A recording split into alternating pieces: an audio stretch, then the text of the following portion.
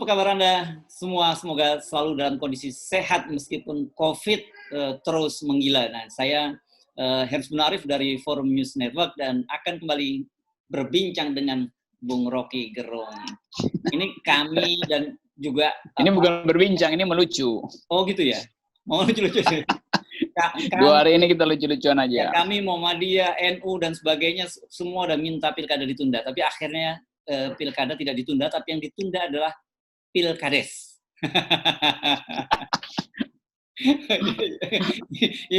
Menarik ini ceritanya.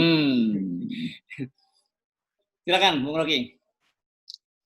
Ya, mestinya yang ditunda itu pilkudu, pemilihan kepala dungu.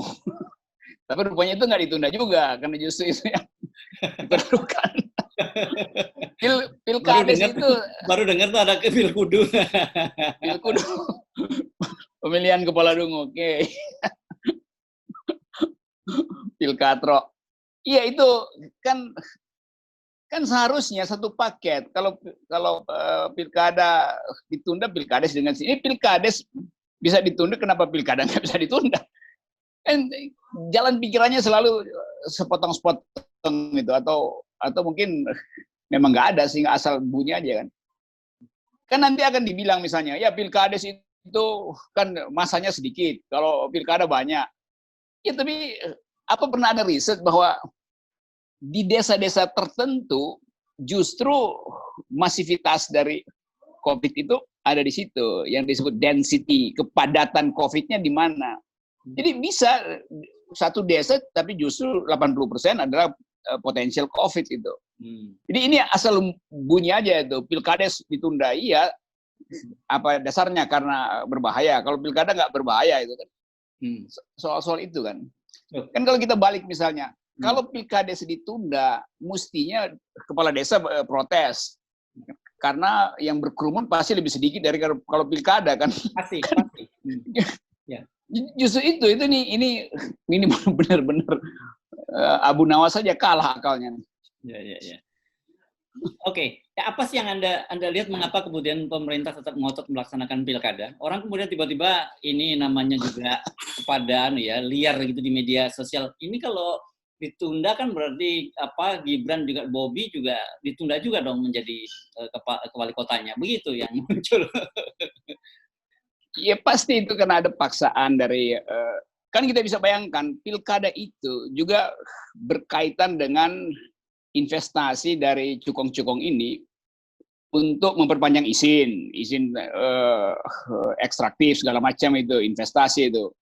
Jadi itu hal yang mendesak betul sebetulnya, karena kalau nggak ada pilkada berarti gubernur yang disewa atau kepala daerah yang udah diijon oleh pengusaha, dia nggak bisa buat aturan baru untuk memperpanjang izin-izin itu kan, bagian KKN-nya kan di situ. Jadi kepentingan cukong itu juga menginginkan agar supaya pilkada itu dilakukan supaya gubernur pilihan cukong itu bisa langsung mengeksekusi regulasi yang menguntungkan cukong kan.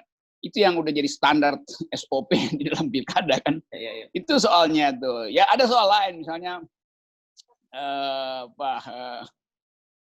para konsultan politik juga jadi nganggur, nggak ada mainan. Itu tapi saya senang Kudori betul-betul dia memberi satu uraian yang sangat masuk akal kenapa harus ditunda kan itu.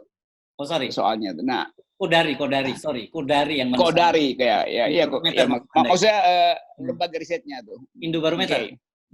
Indobarometer.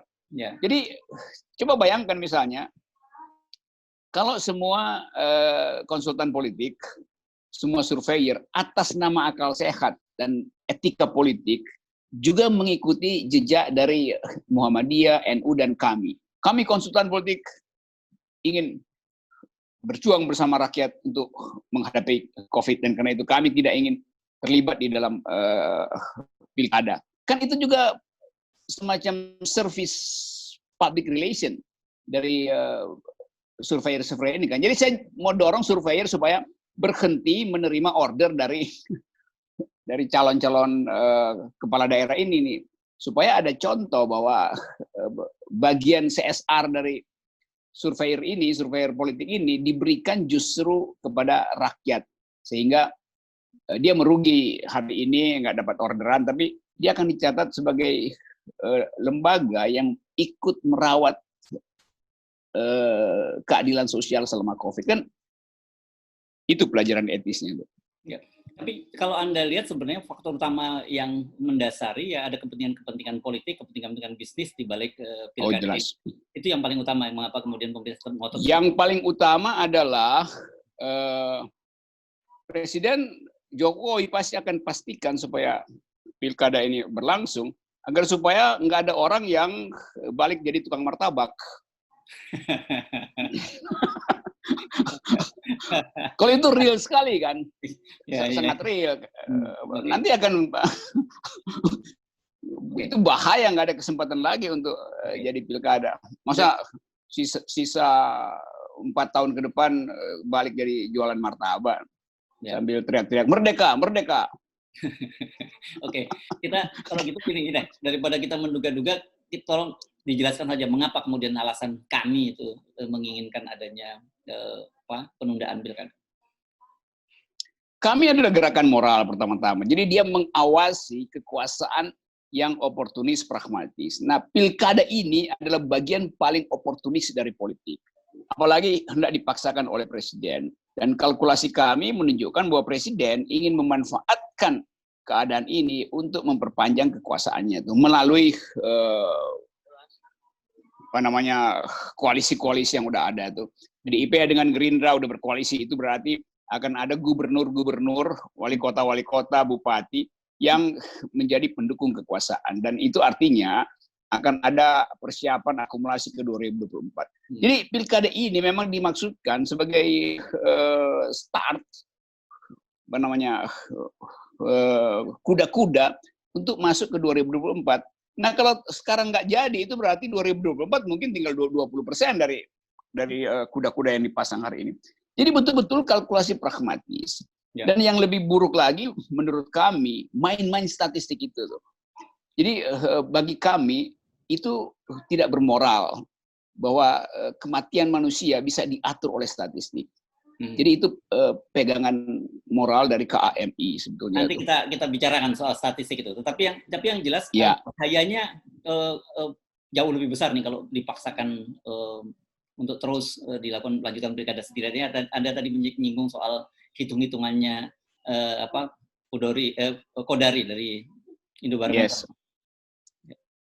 Ya, dengan mudah kalau kita bilang Kodari masih kasih berapa tuh angka ada 1.000 positivity sekian calon kandidat yang berlaga, karena kalau katakanlah dari 200-an sekian gitu kali 3 atau berapa, itu kan bisa sampai 1000-an dia menghitungnya begitu, atau ada 4, setidaknya ada berapa ribu kandidat, dan setiap kandidat mengumpulkan massa yang cukup besar, itu yang dia perhitungkan.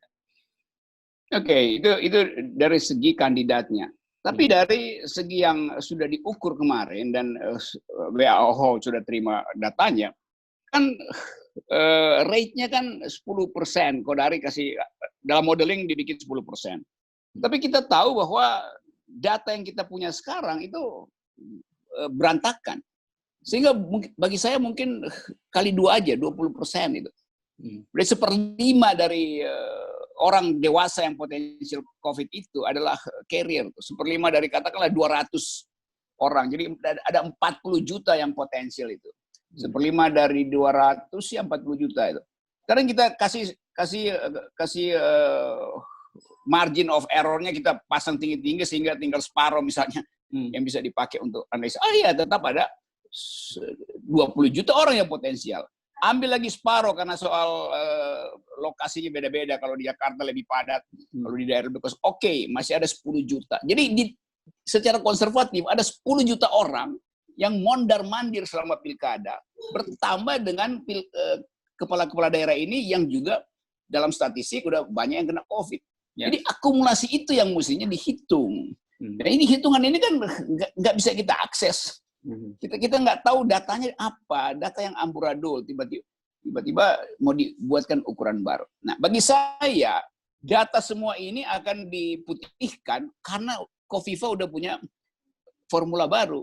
Jadi dalam cara berpikir semacam itu, kami menganggap ini adalah manipulatif. Jadi kata manipulasi itu yang memang ditahan oleh kami untuk diucapkan karena kata itu mungkin terlalu tajam.